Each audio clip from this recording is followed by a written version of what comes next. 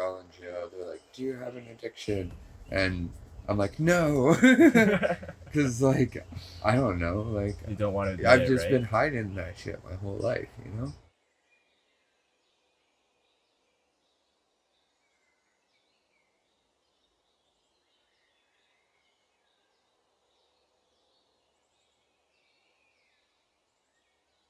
Anything, anything I'm really into, like guitar, like Pokemon cards was a thing, skateboarding was a thing. Yeah. I'll give 100%. I'll think about it all the time and just do this one thing. Like, now that I think back on it, I've had an addictive personality, like, for sure my whole life.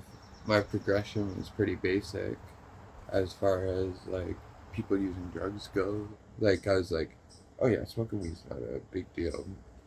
I've never done mushrooms, acid, and then, like, oh, I've never done coke, and you try mushrooms, and then you try coke, oh, I've never tried crack, or, like, Yeah, you just keep going. At there's least I levels did. of bad drug Yeah, use, you there's know? always a bigger fish, sort of thing. Yeah, for a decent while, I didn't realize how big of an issue it was, for sure. That's the first step, isn't it? Is like actually seeing that you have an issue.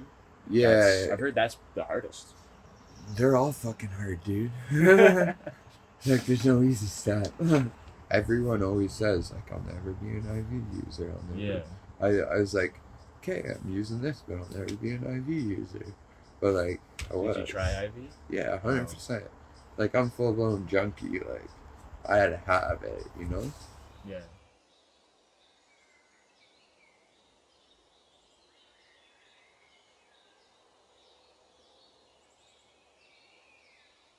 We used to live on the beach, and there was a big staircase and cliff down to the beach. There was a couple times where he held me over that cliff as a child and dropped me once or twice too.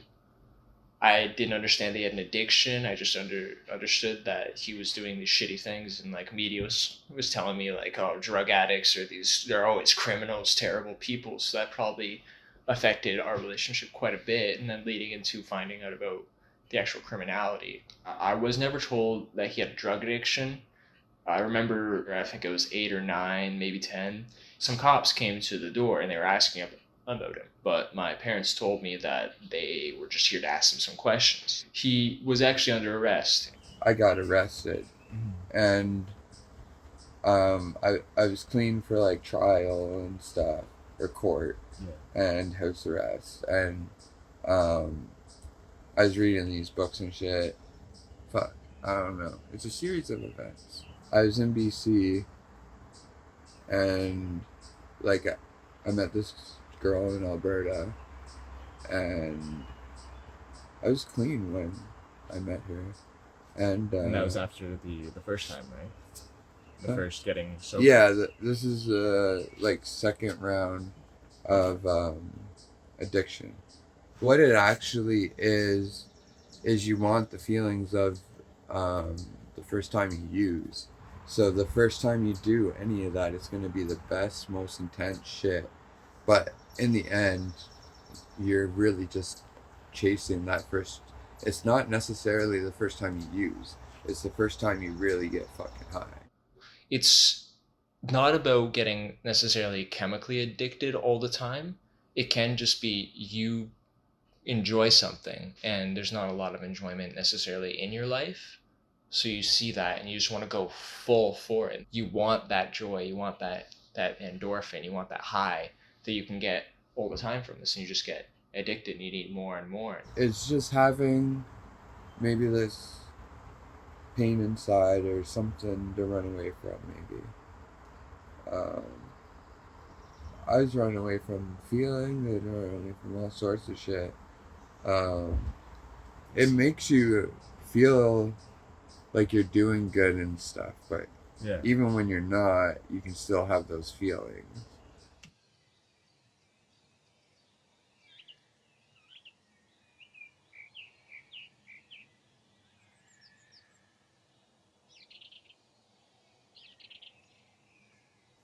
If I had a gun pulled on me, if I had friends get murdered, like, there's these two girls, the one was pregnant.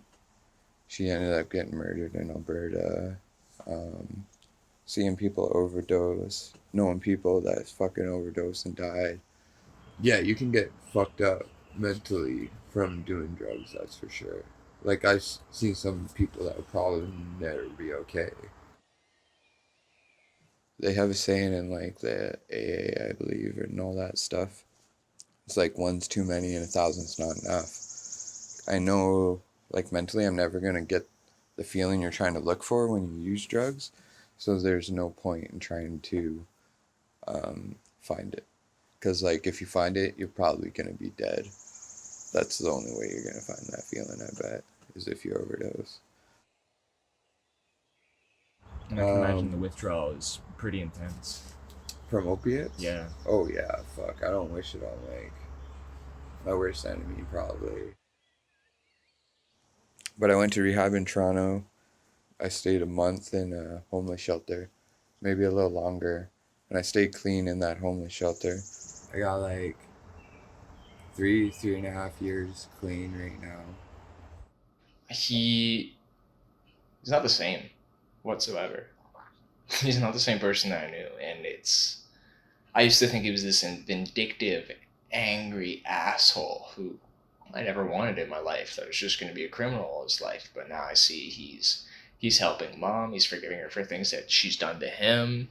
He's wanting open dialogue with me. He's being incredibly honest about everything. I know it's been, was it like 5 years since we really spoke? Since this weekend? Probably longer than that, for sure. Yeah, I don't remember too much. Like, out west, we lost contact. That was like, probably 2010-ish. Oh shit, it's been more like fucking that long. And I'm not even like 100% on the dates. Now I think he could actually be happy in life. He'll be able to move past some of his issues and some of his anger and other parts of his past. He'll be able to actually set up a healthy relationship. He seems like he could actually have a quality life now. That's huge, and it gives me a bit more hope for the world and people as it is. It does change you completely, maybe, but you do have those core values, like maybe going in, and they get blurred with use. But like, there still are good people behind addictions, that's for sure. The moment you say somebody has a drug addiction, there's just a whole bunch of these massive stereotypes that instantly apply to them, that you can't trust them whatsoever. Everyone gets scared around them, like they're going to attack you at any second. You need to help them. It's just like if somebody has depression, if somebody has cerebral palsy, if somebody has MS, any of these things, it's just the same. It's an illness that we can treat. But we don't treat it as an illness. We treat it as a conscious choice at every single turn. And yeah, it can be conscious the first time. Second time, you have an addictive personality. Maybe you've been neglected for love or something throughout your life. You've been abused throughout your life, and this is the one thing that gives you happiness. Why wouldn't you go for it? Who doesn't, like, say you have a shitty breakup? Who doesn't want to go have a drink? Who doesn't want to go play with their pet to make them happier? It's just a more extreme version of it. Because you need that more extreme version of it. Because going to go play with your pet, it doesn't make you happy anymore. Because going to go play with your video games, your Lego, whatever it is, it doesn't make you happy anymore. And if we can show that effect and show the fallout from it, I think there'll be much more acceptance towards people with addictions and people with former addictions. It's not just getting help with the addiction. It's getting help with all the after shit. Yeah, because addiction is kind of more of a symptom of a bigger problem.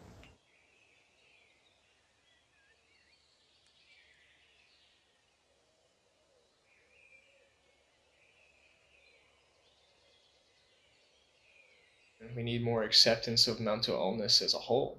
We need to accept that it can affect anyone. It just takes one bad day sometimes. It's just one step, accepting a part of the human condition. At the end of the day, you're the only one who knows what really goes on and like what you do. I've got 3.5 years on my back. I know I do. At the end of the day, the only one you really got to prove it to is yourself.